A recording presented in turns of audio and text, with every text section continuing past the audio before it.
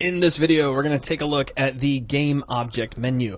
Now, starting at the very top of the GameObject menu, we have the ability to create a completely empty GameObject, which there's actually a couple of these already in my hierarchy view, so I'm going to delete those out before I create any more. But if we go and create an empty GameObject, boom, we get one. It's called GameObject by default.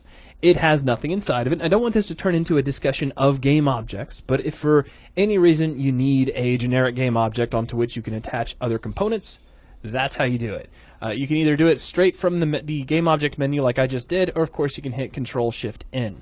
Now you can create other things in here as well, other game objects that are common that you might have brought in through some of the other Unity packages. As you can see, things like particle systems, cameras, point lights, cubes, just to name a few.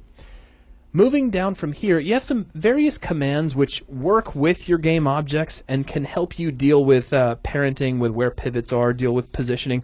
Kind of like, that's almost like hidden transformation functionality. The first one is center on children. And this one isn't it's not, I don't want to say it's painfully obvious. It's not painfully obvious the first time you see it. Let me show you how this works. Let's go to Create Other, and I'm going to create a sphere. And we'll move this up so that we can see it. And let's see, front and center. So press F. Hi, we've got a sphere. Now, earlier I created an empty game object. Let me actually delete that because I want to keep everything as visual as I can. So here we've created a sphere. Let's also create something else. So we'll go back up to GameObject, Create Other, and this time we'll make a cube. So two very different objects, as we can see here. Now, I'm going to parent the cube to the sphere. Now, I can do that in a couple of different ways. So let's try to keep everything as GameObject menu oriented as I possibly can. What I'm going to do is select the cube, and then I'm going to select the sphere at the same time. Now, I did that by holding down the Shift key here inside the viewport. If you were doing it here inside the hierarchy view, you'd want to make sure that you were actually using the Control key because it's kind of like a list. So I'm going to select the cube first, select the sphere, come back up to the GameObject menu. It's the reverse. It's the reverse? Yep, you're thinking in Maya again. Yeah, I'm used to selecting child and parent, and here inside of Unity, you're selecting parent first and then child. And in this case, I'm not really concerned with which one comes first, but let's just make sure everybody was familiar with the order in which I did select these. Let's just start off with the cube first, and then the sphere. And when I come up under GameObject and choose Make Parent, take a look at what happens. The sphere gets parented under the cube. So it's select parent first, and then child. Then you can come up underneath GameObject and choose Make Parent. Now, usually I don't do that. Really, when I need to parent one thing to another, I just drag here inside the hierarchy view, and that takes care of it for me. So if I know I want to make the sphere a child of the cube, I simply grab the sphere, drag it on top of the cube, and that does the same thing. But now that we've done that, we can take a look at selecting our cube, which is the parent. So as I move it, you can see the sphere comes along. Go back under GameObject, and we can say Center on Children. And what that does is that moves our parent object so that it is in the center of all of the various children. Now, right now, we only have the one child. So to show you how this really works, I'm going to hit Control-Z. Oh, it's a non-undoable kind of feature. That's okay. We'll just grab the sphere and I'll slide it out to get some separation. Now, I'm going to duplicate this sphere a couple of times. So I'm going to hit Control-D, and that gives me another sphere.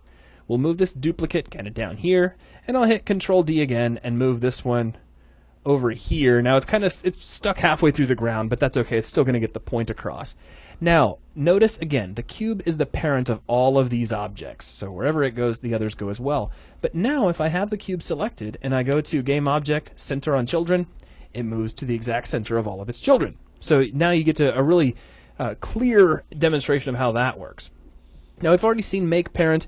We can clear a parent as well. This only works if you have a child selected. So if I grab this one sphere, and this is the uppermost sphere, we can go to GameObject, clear parent, and now it's no longer parented. Again, I never ever do this. I do everything through dragging 99% of the time. So if I parent the sphere back to the cube by dragging it on top, I can unparent just by dragging it out until I see a little tiny line in between the two, and that means I'm separating them from their parent. Now, moving down the menu, we have Move to View, Align with View, and then Align View to Selected. Now, these are all dependent on what you're doing with the viewport camera at the moment. First off, we have Move to View. Let's see how this works. Here I have the topmost sphere selected, and let's just navigate the viewport. way out here in the middle of nowhere. And I know, let's just say I'm working, and I know for a fact I need to talk to this sphere. I need to see it. I need it right here where I'm looking. We can say sphere, front and center, by going to GameObject, move to view, and boom, there it is. Front and center, right in front of you. Now that's only one way to move that around. If I hit Control-Z, it goes back to right where it was. Now if we go back to GameObject and say align with view, at first it actually kind of looks like we magically get some crosshairs. And with some objects, it'll look like nothing happened at all. What did happen is that object we had selected moved to the exact same position and orientation as the camera. So if I move the camera back, we can see our sphere. This is a very convenient way to position things like cameras in your scene, as well as things like spotlights. You could take your camera and just look exactly where you want that spotlight to be, and then say align with view, and boom, spotlight will just pop right to that location.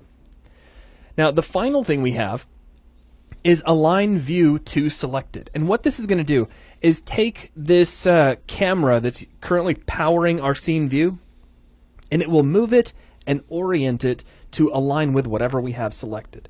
So currently you can see that the Z-axis, the blue axis of our sphere, is pointed toward this cliff, and I currently have that sphere selected. So I'm going to move way over here into the middle of nowhere again, so really far away. But I still have that sphere selected, and I'll go under GameObject and choose Align View to Selected, and it moves us right to that exact same position and orientation. This is a very convenient way if you already have something like a spotlight or a directional light set up and you need to see what exactly it's pointing at. You can just select that light and then perform this operation. You can align your view to it, and you'll fly right to it, and you'll be looking exactly at what it's looking at. It's also very handy if you have other cameras that you need to kind of look down for just a moment. So that is a quick look at the functionality of the GameObject menu, which is going to wrap things up for this video. Thanks a lot.